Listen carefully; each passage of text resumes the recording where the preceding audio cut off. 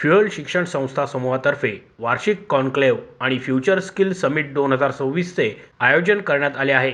शुक्रवार दिनांक 6 फेब्रुवारी रोजी सकाळी 11 वाजता या समिटचे उद्घाटन फ्युएल कॅम्पस भुगाव पुणे येथे करण्यात येईल. या कार्यक्रमाच्या उद्घाटन प्रसंगी केरळचे राज्यपाल राजेंद्र आर्लेकर हे मुख्य अतिथी म्हणून उपस्थित राहणार आहेत. तसेच राज्याचे उच्च आणि तंत्रशिक्षण मंत्री चंद्रकांत पाटील हे विशेष अतिथी म्हणून उपस्थित राहतील, अशी माहिती फ्युएल शिक्षण संस्था समूहाचे संस्थापक आणि अध्यक्ष डॉक्टर केतन देशपांडे यांनी पत्रकार परिषदेत दिली. यावेळी फ्युएलच्या COO मयुरी देशपांडे आणि विभाग प्रमुख डॉक्टर प्राची आहिरराव उपस्थित होते. नमस्कार, माझं नाव डॉक्टर केतन देशपांडे. मी फ्युएल संस्थेचा संस्थापक अध्यक्ष. गेल्या 20 वर्षापासून आम्ही महाराष्ट्रातल्या युवकांना कौशल्य आणि रोजगार हे मोफत शिकवण्याचा CSRच्या माध्यमातून काम करत आहोत. येत्या 6 फेब्रुवारीला आम्ही फ्युएल फ्युचर स्किल कॉन्क्लेव्ह आणि समिट ऑर्गनाईज केला आहे, ज्यामध्ये केरळचे राज्यपाल आदरणीय आर्लेकर सर आणि महाराष्ट्राचे शिक्षण मंत्री चंद्रकांत दादा पाटील यांना आमंत्रित केले आहे. आणि विद्यार्थ्यांना HR आणि CSR ह्याचं कौशल्य कसं मिळावं यासाठी आम्ही प्रशिक्षण देऊन नॉलेज ट्रान्सफॉर्मेशन करण्याचं या कॉन्क्लेव्हतर्फे काम करणार आहोत.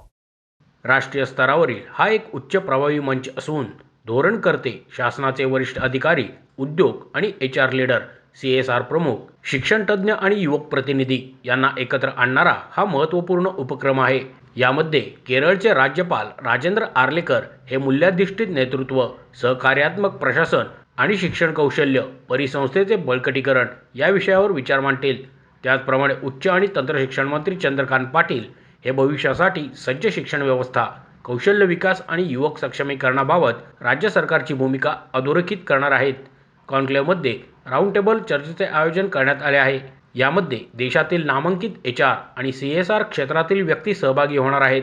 त्याचप्रमाणे यामध्ये फ्युचर स्किल्स, इंडस्ट्री 5.0, मानवी केंद्रित शिक्षण, रोजगार क्षमता, नेतृत्व तयारी आणि CSR आधारित कौशल्य विकास या विषयांवर विशेष सत्रे आयोजित करण्यात येणार आहेत. कार्यक्रमात उद्घाटन सत्र, प्रमुख भाषणे, विषयक चर्चा तसेच उत्कृष्टतेचा सन्मान, शिक्षण, कौशल्य विकास, CSR आणि युवक सक्षमीकरण क्षेत्रातील उल्लेखनीय योगदानासाठी पुरस्कार दिला जाणार आहे. तसेच या प्रसंगी भारताच्या सोशल स्टॉक एक्सचेंज चौकटी अंतर्गत फ्युएलचा एक महत्त्वपूर्ण टप्पा अधिकृतपणे जाहीर केला जाणार आहे. या माध्यमातून पारदर्शकता, उत्तरदायित्व आणि सामाजिक प्रभावाचे मोजमाप अधिक सक्षम होईल. तसेच महिला, पहिल्या पिढीतील शिकणारे विद्यार्थी आणि वंचित युवकांसाठी शिक्षण आणि कौशल्य उपक्रम मोठ्या प्रमाणावर राबवण्याचा मार्ग मोकळा होईल. फ्युएल वार्षिक कॉन्क्लेव्ह आणि फ्युचर स्किल समिट 2026 हे धोरण, उद्योग आणि शिक्षण क्षेत्राला एकत्र आणणारे व्यासपीठ आहे. सोशल स्टॉक एक्सचेंज अंतर्गतचा हा टप्पा पारदर्शकता, मोजता येणारे परिणाम आणि मोठ्या प्रमाणातील सामाजिक प्रभावासाठी आमची कटिबद्धता अधोरेखित करतो, असे डॉक्टर देशपांडे यांनी यावेळी नमूद केले. याच्यातनं विद्यार्थ्यांना वेगवेगळे एक्सपर्ट्स आणि इंडस्ट्रीला लागणारं कौशल्य कोणतं याची माहिती मिळेल, जेणेकरून ते प्रिपरेशन करतील आणि पुढे भविष्यात हे कौशल्य आत्मसात करतील. सर, आत्तापर्यंत आपण जे विस्तृतपणे सांगितलं आपल्या कॉलेजच्या संदर्भात, जे काय कोर्सेस तुमच्या इकडे आहे ते तर म्हणजे पारंपरिकरित्या चालत आलेले आहेत, खूप वर्षांपासून चालू आहे. मग तुम्ही इथे स्कूल ऑफ फ्युचर स्किल्स, मग आता हे सगळे एक्झिस्टिंग स्किल्सच आपण शिकवत आहे. मग फ्युचर स्किल्स आपण काय म्हणजे काय शिकवत आहेत, त्याच्यात कुठले फ्युचर स्किल्स आणि हे स्किल्स फ्युचरचे जे स्किल्स तुम्ही म्हणताय ते आत्तापेक्षा वेगळे कसे आहेत? बरोबर, आणि छान प्रश्न आहे. म्हणजे बेस तर आपला पारंपरिक स्किलचाच आहे, पण ह्याच्यामध्ये लागणारं फ्युचरिस्टिक आहे. उदाहरणार्थ कंटेंट रायटिंग आहे, पण ChatGPT वापरून कंटेंट रायटिंग आहे.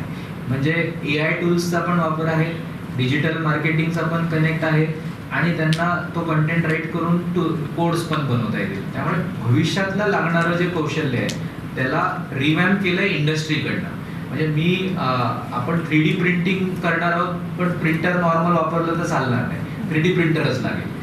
किंवा आर्टिफिशियल इंटेलिजन्स वापरायचं, पण मशीनच आर्टिफिशियल इंटेलिजन्स करणारी नसेल, तर ते सगळं आपण केलंय. आणि गरीब विद्यार्थी म्हणून गरीब इन्फ्रास्ट्रक्चर नाही, म्हणून फ्युएलने आम्ही जे काही तुम्हाला हे इन्फ्रास्ट्रक्चर दिसतंय ते आम्ही मुद्दामून जेवढं जसं श्रीमंत विद्यार्थ्यांना इन्फ्रास्ट्रक्चर मिळेल तसंच आम्ही देऊ. आणि ते अगदी आम्ही डोनरशी भांडून केले की आम्हाला सेकंड हँड कॉम्प्युटर नका देऊ, किंवा आम्हाला फळे गोड डिजिटल नाही नॉर्मल द्या, तर तसं नाही केलं. आम्ही म्हणलं नाही, आम्हाला जर ह्या विद्यार्थ्यांना शिकवायचं आहे तर तुम्ही आम्हाला त्या स्टँडर्डचं द्या, म्हणजे ते राहतील. म्हणजे मी एक उदाहरण सांगतो, आम्ही खूप ट्रेनिंग केली आणि मुली ड्रॉपआउट होत होत्या त्यांना MNC कंपन्यामध्ये जाऊन. तर नंतर आमच्या लक्षात आलं की 8 तास एअर कंडिशन मध्ये बसणं हेच त्यांच्यासाठी एक मोठा चॅलेंज आहे. म्हणून आम्ही एअर कंडिशन बसून घेतले आणि पहिले काम केलं की त्यांना 8 तास त्या एअर कंडिशन मध्ये बसायचं, ही प्रॅक्टिस करून. तर ते इतकं बारकाईने ते आपल्याला लक्ष द्यावं लागतं, हे आपण प्रयत्न करतो. मोशी न्यूज नेटवर्कसाठी मोहित शिंदे, पुणे.